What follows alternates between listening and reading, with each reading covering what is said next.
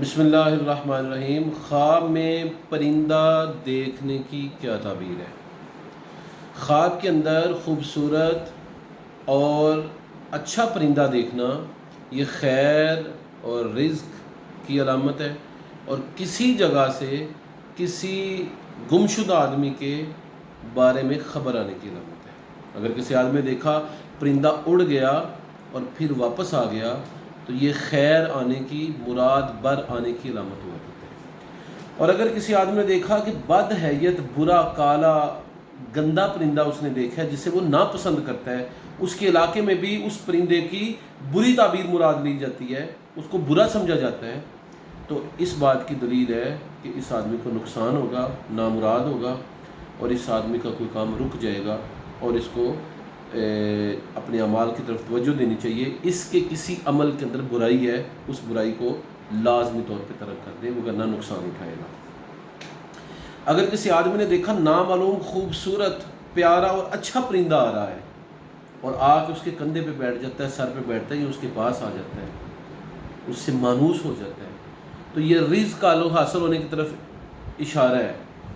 مال کے حصول کی طرف اشارہ ہے، مراد بر آنے کی طرف اشارہ ہے، کوئی اچھا عمل کرنے کی طرف اشارہ ہے۔ کالا پرندہ دیکھنا، خونخوار پرندہ دیکھنا اور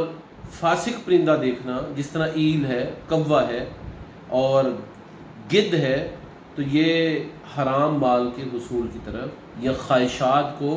کنٹرول میں نہ لانے کی طرف، خواہشات کے بڑھنے کی طرف اشارہ ہوا کرتا ہے، اور اس بات کی علامت ہوا کرتا ہے کہ اس آدمی کو چاہیے کہ اپنی خواہشات کو کنٹرول کرے اور اپنی خواہشات کو نیکی کے دائرے کے اندر لے کر آئے،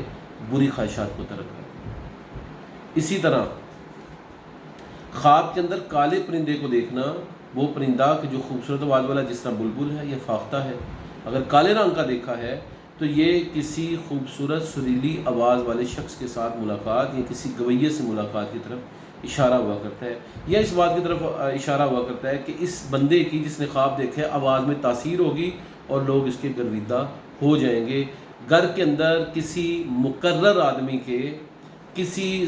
صاحب صوت، آواز والی، اچھی آواز والے نعت خواں یا مقرر آدمی کے پیدا ہونے کی طرف اشارہ ہوا کرتا ہے۔ یہ اس بات کی طرف اشارہ ہے کہ یہ آدمی خود بہت اچھا خطیب بن جائے گا، اور اس کی آواز کی سر اور لے کے لوگ شیدائی بن جائیں گے۔